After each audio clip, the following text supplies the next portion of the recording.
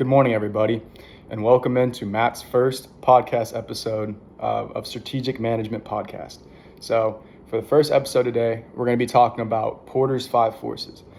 So, to begin with, bargaining power of suppliers, threat of substitutes, bargaining power of buyers, and threat of new entrants, those all revolve around industry rivalry. So, Porter's 5 forces are the characteristics of an industry environment that have the greatest impact on the performance of the firms in that industry. The fundamental mistakes that students and mostly a lot of other people make is when analyzing these forces is that they analyze them from the perspective of an individual firm. For example, they might say, the bargaining power of suppliers for PepsiCo is low because PepsiCo has many suppliers. This is incorrect, however. A correct version of the statement would start, the bargaining power of suppliers in the non-alcoholic beverage industry is low because Porter's 5 forces are like the weather. The weather on campus is the same for every person on campus. However, different people make different decisions to deal with the weather. Long sleeves versus short sleeves, carry an umbrella versus wearing a raincoat, etc. In a similar way, although, Porter's 5 forces are the same for every firm in an industry. Different firms make strategic decisions to equip themselves against these forces. Some firms might source from multiple suppliers to reduce supplier power or sign customers to exclusive long-term contracts to reduce buyer power.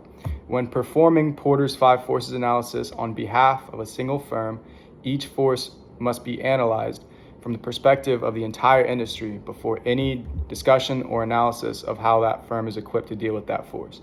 For example, one could say, the bargaining power of buyers in the non-alcoholic beverage industry is fairly strong due to purchase volume and backwards integration. However, PepsiCo's brand image and loyal customer base might mitigate this power somehow. To perform Porter's 5 forces analysis, identify the most relevant factors for each force and identify the direction and magnitude of the impact of those factors. If most of the impact indicates a strong force, identify the force as strong. If most of the impact indicates a weak force, identify the force as weak. If the main factors balance each other out, then identify the force as moderate. Here are a few force-specific notes to keep in mind. A threat of new entrants. To assess the threat of new entrants, you must identify the strength of barriers to entry. If you do not discuss barriers to entry, you are not properly assessing that threat. If you identify the threat of new entrants as low, but there are several recent clear examples of successful entrants, you are probably doing it incorrectly and need to reassess. Remember that high barriers to entry mean a low level of new entrants and vice versa. Supplier bargaining power. In Porter's 5 forces analysis, suppliers are firms that sell inputs to an industry. Suppliers do not sell directly to buyers unless suppliers are forward integrated or buyers are backward integrated. To assess supplier bargaining power, you need to identify the most important suppliers first.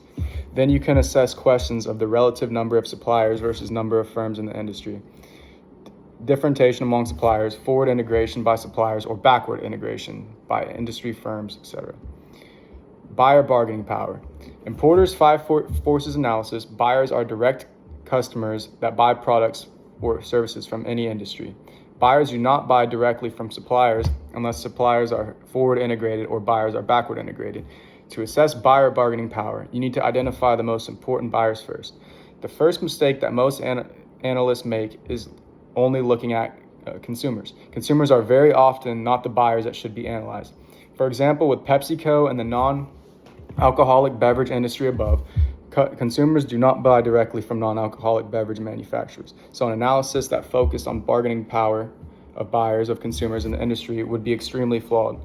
The second biggest mistakes made is analyzing the force is overemphasis of switching costs. While switching costs are relevant, the relative number of buyers compared to the number of firms in the industry and the volume of the purchase by the average buyer are by far the most important factors of determining buyer bargaining power.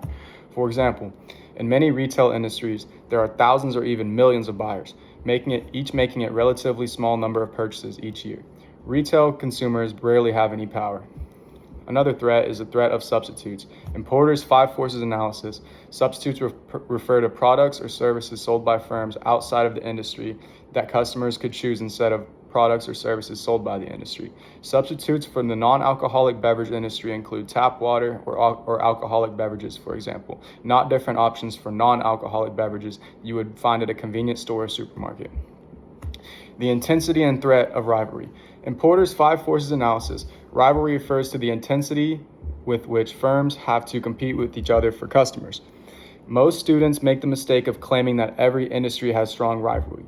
That is obviously not the case, or it would be pointless to discuss this force at all. The number of competitors and how easy or difficult it would be to differentiate themselves are the main factors in this force. More differentiation means lower rivalry. The other most important factor is industry growth. If the industry is growing rapidly, this lowers rivalry because the firms in the industry can grow profits without taking market share from competitors.